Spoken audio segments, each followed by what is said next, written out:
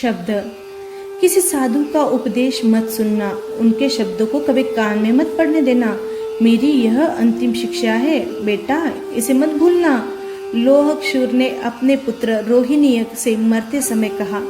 राजगृह के पास वैभारगिरी में एक डाकू रहता था। धन तथा स्त्रियों का अपहरण करना ही उसका व्यवसाय था। नगर के लोग उसके भय से कांपते थे। नाम था लोहक्षुर। उसका पुत्र रोहिणी भी प्रसिद्ध डाकू बन गया था। पिता की सारी विद्याएं सीख गया था। प्रत्येक बात में 2 कदम आगे था। मरते समय पिता ने उसे यह उपरोक्त शिक्षा दी कि किसी साधु का उपदेश मत सुनना, उनके शब्दों को कभी कान में मत पड़ने देना। रोहिणी ने उसे गांठ बांध ली। एक बार वह राजगृह की ओर जा रहा था और मार्ग में वीर प्रभु भगवान महावीर स्वामी का उपदेश हो रहा था। उसने कानों में उंगलियां लगा ली और वेग के साथ चलना शुरू किया। जब वह समोसरण के ठीक सामने पहुंचा तो पैर में कांटा लग गया। उसे निकालने के लिए नीचे झुका तो भगवान के मुख से निकले हुए ये शब्द अचानक उसके कानों में पड़ गए। कौन से? कि देवों के पैर पृथ्वी को नहीं छूते, उनकी पलकें नहीं झपकती, पुष्प मालाएं नहीं मुरझाती, शरीर पर पसीना नहीं आता। रोहिणी नहीं सुनना चाहता था, किंतु इतने शब्द तो कानों में पड़ ही गए। राजगृह में प्रतिदिन चोरियां होने लगी। आज किसी सेठ के घर डाका पड़ता तो कल दूसरे के घर। प्रजा ने एकत्रित होकर राजा से पुकार की। राजा सैनिक ने अधिकारियों को धमकाया, किंतु वे भी लाचार थे। चोरी के नित्य नए ढंग निकलते, उन्हें पता भी नहीं लगता कि चोर कहां से आया और कहां से भाग गया। अंत में प्रधानमंत्री अभय कुमार ने चोर पकड़ने का कार्य अपने ऊपर लिया। उसने गुप्त रूप से नगर के सभा द्वारों पर सशस्त्र सैनिकों को तैनात कर दिया।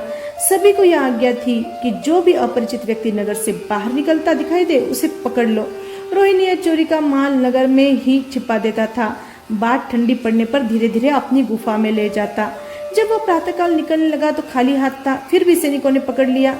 वह अभय कुमार के पास लाया गया, किंतु जब तक चोरी न पकड़ी जाए और यह सिद्ध न हो जाए कि वही चोर है, तब तक दंड देना अन्याय है। अभय कुमार ने उससे पूछताछ प्रारंभ की। उसने बताया, मेरा नाम दुर्गचंड है, शालिग्राम में रहता हूँ, खेती बाड़ी करके अपना जीवन निर्वाह करता हूँ। अभय कुमार ने गांव में गुप्त रूप से जांच पड़ताल करवाई। बात ठीक निकली। दुर्गचंड नाम का एक किसान शालिग्राम में रहता था। उस दिन वह बाहर गया हुआ था। रोहिणी ने समझबूझकर उसका नाम लिया था। उसने सभी बातों का इलाज पहले से कर रखा था। अभय कुमार को एक बात और सूझी। उसने रोहिणी को खाने के लिए ऐसी वस्तुएं दी जिनसे वह बेहोश हो गया। बेहोशी की दशा में उसे एक सजे हुए कमरे में पहुंचा दिया गया। चारों ओर गीत, वाद्य और नृत्य की व्यवस्था थी। 16 श्रृंगार सजी हुई सुंदरियां हाथ बांधे खड़ी थी। रोहिणी की मूर्छा टूटी। वह होश में आया, आंखें खोली। कमरे की सज धज तथा सुंदरी को देखकर वह आश्चर्य में पड़ गया। सुंदरियों ने निवेदन किया, प्राणनाथ, हमारा अहो भाग्य है कि श्रीमान ने मृत्युलोक को छोड़कर स्वर्ग में पदार्पण किया। हमें आपकी बहुत दिनों से प्रतीक्षा थी। इस दिव्य संपत्ति और ऐश्वर्य के आप स्वामी हैं।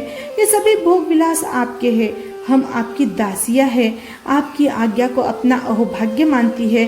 आप अपनी इच्छा अनुसार स्वर्ग का आनंद लीजिए। इतने में संगीत और नृत्य प्रारंभ हुए। रोहिणियों को ऐसा प्रतीत होने लगा जैसे वह सचमुच स्वर्ग में पहुंच गया हो। संगीत की मादकता में रोहिणी अपने को भूल गया। थोड़ी देर बाद हाथ में रत्न जड़ित सुवर्ण यष्टि लिए हुए तथा सुंदर वस्त्राभरणों से विभूषित एक युवक आया। उसके मुख से तेज टपक रहा था, गति में गंभीरता थी। उसका संकेत मिलते ही नृत्य और गीत बंद हो गए। चारों ओर स्तब्धता छा गई। युवक ने रोहिणी के सम्मुख होकर उसका अभिवादन किया और अनुशासन पूर्ण शब्दों में कहा, महानुभाव, आपका स्वागत है। हम स्वर्गवासी आपका हृदय से अभिनंदन करते हैं। इस लोक का यह नियम है कि प्रत्येक नवागंतुक अपने पूर्व जन्म के सुकृत और दुष्कृतों का यथार्थ वर्णन करता है।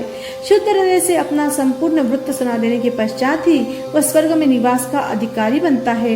सौधर्म देवलोक के स्वामी सुधर्मेंद्र की आज्ञा से मैं यहाँ आया हूँ। आपसे प्रार्थना है कि आप सारा इतिवृत्त सुनाने की कृपा करें। रोहिणी वहाँ के ऐश्वर्य और भोग विलासों को देखकर चकित रह गया। वहीं निवास करने की लालसा जागृत हो उठी। भला इस सुख को छोड़कर मृत्यु लोक में जाना कौन पसंद करेगा। उसने अपना सारा वृत्तांत सुनाने का निश्चय कर लिया। इतने में उसे भगवान महावीर स्वामी के शब्द याद आए, देवों के पैर पृथ्वी को नहीं छूते। ये सभी तो पृथ्वी पर चल रहे हैं, उनकी पलकें नहीं झपकती। इन सुंदरियों में तो यह बात नहीं है। इनकी मालाओं के पुष्प भी कुछ म्लान से हो गए हैं। नर्तकियों को पसीना भी आ रहा है। इसे ख्याल आया, कहीं यह धोखा तो नहीं है। जो जो विचार किया अभय कुमार का जाल स्पष्ट होता गया।